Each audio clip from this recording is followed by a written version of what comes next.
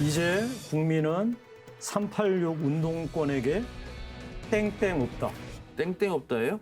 예. 아니 대본에는 네. 땡 하나여가지고. 네, 그러네요. 네. 저는 거기에 대해서 준비를 해왔는데 바꾸셨나 봐요, 또. 갑자기 현장에서 이렇게 바꾸면 잘하시잖아요, 원래 그런 거. 그래서 네. 한 글자일 때는 어떻게 유추하셨어요? 짤 없다.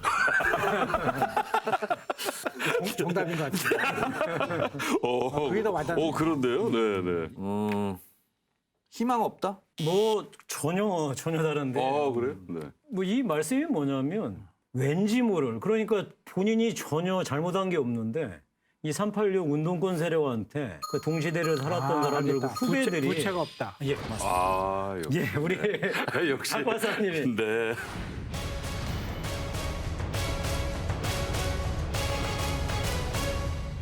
그 조국 사태를 통해서 비로소 우리 386 운동권 세력과 동시대를 살았던 사람들의 그 마음의 빛, 네. 부채가 완전히 청산됐다. 네. 뭐 한마디로 조국 사태로 인해서 퉁친 겁니다. 386 운동권 세대, 운동권 세력에 대해서는 전문 지식이 좀 모질라도, 그다음에 그들이 내세우는 도덕적 주장하고 실제 행동하고 일부 차이가 나도 사실 암묵적으로 그냥 용인해주는 그런 기류가 있었습니다. 네. 그런데 이번 사태를 통해서 이 386 운동권 세력들이 민주화 투사라는 훈장을 단 이유, 우리 사회에서 그들이 어떻게 살아왔는지를 적나라하게 보여주는 거였다고 생각합니다. 저는 여기서 분명하게 나눠야 할 거는요.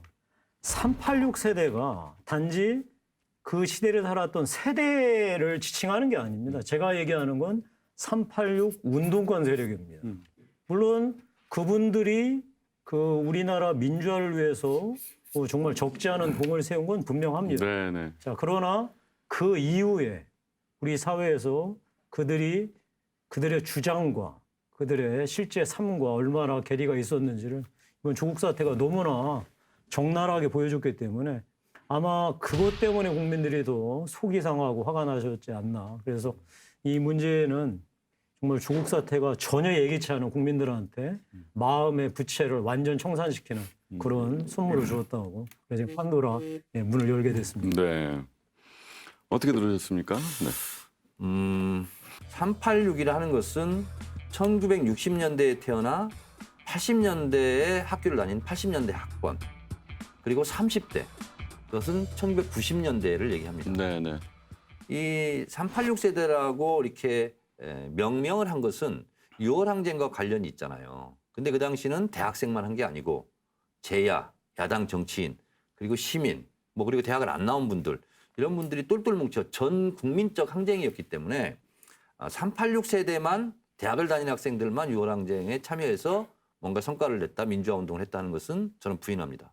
근데 뭉뚱그려서 조국으로 인해서 저는 그 용어를 부인하지만 386 전체를 매도하는 것은 좀 정확하지 않다, 이런 생각이 일단 듭니다. 근데 386이라는 말을 그 당시에 폄하가 아니라 칭송의 의미였던 게 무슨 의미냐면 컴퓨터가 286 시대가 있었거든요. 네, 네, 네. 근데 286 시대보다 더 빨리빨리 돌아가는 게 386 컴퓨터 네, 아니었습니까? 네, 네. 그래서 그런 의미였는데 그래서 저는 이 386이 결코 나쁜 의미는 아니었어요. 근데 문제는 뭐냐면 이 386을 대표한다는 이제 지도자급들, 그게 바로 이제 학생 운동권 출신들이 되고 정계에 이제 진출을 모색하면서 바로 그 사람들끼리 끼리끼리, 게다가 끼리끼리 네트워크를 짜서 이익을 도모하면서도 대적으로는 여전히 20대에 우리 사회를 향해서 도덕을 외치고 정의를 외쳤던 그 모습처럼 계속 군림하니까 그거에 대한 주장과 행동의 괴리 때문에 국민들께서 이 386이라는 말 자체를 정말 혐오의 이 이름으로 이제 사용하고 있다는 그런 말이죠. 네. 사실은 이 386 세대들이 주목을 받기, 첫 번째 정치로 받기 시작한 것이 16대 총선입니다. 그 앞두고 김대중 대통령께서 젊은 피 수혈, 그래서 소위 말하는 학생운동 명망가들을 영입을 하죠. 그리고 총선에 출마합니다. 근데 대체적으로 다 떨어지고 임종석, 네, 네. 임종석 전대협 3기 의장이 당선이 됩니다. 그래서 16대 국회의원이 됩니다. 그때부터 386 젊은 피, 네. 386 정치인 이것이 이제 회자가 되기 시작했어요. 그러다가 17대 국회 때 386 국회의원들이 대거 12명이 당선이 됩니다. 그것도 공교롭게 전대협 1기 4명, 2기 4명, 3기 4명 이렇게 당선이 됩니다. 저는 전대협 2기 출신이에요. 그런데 그 12명도 17대에 진출했던 12명도 다 성향이 달라요. 그래서 사실은 이런 말이 있어요. 벼룩 3마리는 부산에서부터 서울까지 끌고 갈 수 있는데 국회의원 3명은 부산부터 서울까지 같이 끌고 갈 수가 없다. 그런 말이 있는데 실제로 운동권 출신 국회의원 3명은 다른 국회의원보다 더 같이 끌고 갈 수가 없어요. 각자 개성이 너무 강하고 그렇기 때문에 그래서 이 문제를 논함에 있어서는 실제로 386 운동권 전체가 특성이 이렇다. 이렇게 뭉뚱그려서 얘기하기에는 좀 한계가 있다 이런 생각이 듭니다. 동의하기 어렵네요.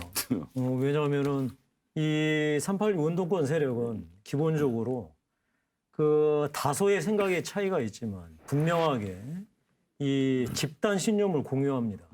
그 집단 신념이라는 게 경제에 대한 생각, 북한에 대한 생각, 미국이나 일본, 다음에 중국, 러시아에 대한 생각들, 그다음에 역사에 대한 생각들에 대해서 대체적으로 비슷한 생각들을 공유합니다. 이게 이제 집단 신념이죠. 자, 이 집단 신념을 공유하는 사람들이 이 사회에 나와서 물론 처음에는 여러 가지 고생도 했죠. 고전도 하고. 그러나 점차 자리를 잡으면서 이 알게 모르게 네트워크로 엮어지고 왜냐하면 같이 운동권을 했던 사람들은 이 네트워크를 조직하는 게 너무나 예전부터 운동에서 가장 핵심이 조직을 건설하는 일이었으니까요. 그래서 이분들이 알게 모르게 이제 이해관계망을 짜게 되는 거죠. 자, 가장 뭐 대표적인 게 복잡하지 않고 이번에 문재인 정부 처음에 2년 전에 출범했을 때 청와대에 얼마나 많은 운동권 출신이 갔습니까? 청와대라는 자리에 운동권이 못 들어간다는 얘기는 아니에요. 다만 이 청와대라는 자리가 정말로 각 분야의 최고의 전문가들이 그 자리를 해서 정부와 함께 긴밀하게 국정을 끌어가는 자리인데 뭐 심지어는 정말 청와대가 운동권 동문회냐 운동권 출신 동문회 이런 말이 나올 정도로 엄청나게 많은 사람들이 들어갔던 게 사실이거든요. 그 이외에 뭐 보시면 아시겠지만 각종 공기업이나 단체들에 얼마나 많은 운동권 출신 분들이 낙하산으로 갔습니까? 그런데 이 우리 사회에 대해서 여전히 조국이 트위터에서 그렇게 우리 사회의 부조리와 부패에 대해서 통렬하게 비판해야 하지 않았습니까? 그런데 이분들도 거의 대체로 그랬죠. 우리 사회의 재벌을 비판하고 우리 사회의 가진 자들을 비판하고 자 그랬는데 알고 봤더니 그게 아니라는 게 이번 조국 사태에서 이제 잘 보여진 거죠. 저는 그래서 우리 국민들께서 예전에 막연하게 이 386 운동권 세력이 대학 다닐 때 자기를 희생하면서 군사정권하고 싸웠던 자기는 하지 못했기 때문에 부채의식을 가졌던 그런데 이번 사태를 계기로 이제 비로소 부채의식에서 벗어나서 객관적으로 이 386 운동권 세력들에 대해서 제대로 바라보게 되었다라는 차원에서 제가 말씀을 드립니다. 근데 그거를 좀 자연스럽게 보자면요. 보통 대학 그 시절에 주도권을 잡았던 세력이 20년이 지나면 사회 주도 세력이 돼요.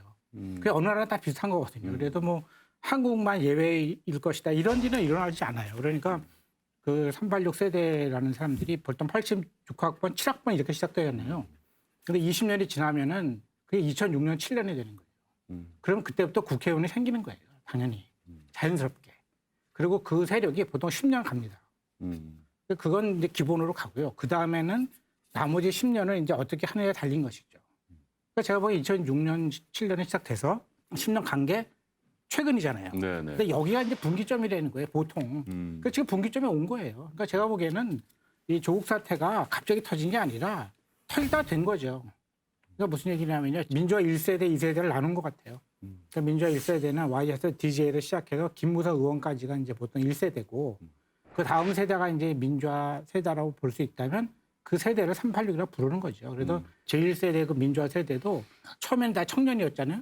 근데 나중에 20, 30년 지나서 보면 다 노회한 정치인이 돼 있잖아요. 여든 야든. 다 똑같은 기득권이에요. 차이가 없어요, 실제로. 네. 그렇잖아요. 근데 지금 이제 어떤 분위기라면 그 분위기가 간 거예요. 그러니까 조국 사태의 본질은 뭐냐면요. 그 옛날에 그 운동권이라는 그런 사람들이 지금 보니까 기득권이다 이거예요. 그렇잖아요. 지금의 대결은 좌우의 대결이 아니라 기득권과 기득권이 아닌 사람의 대결인 것이죠.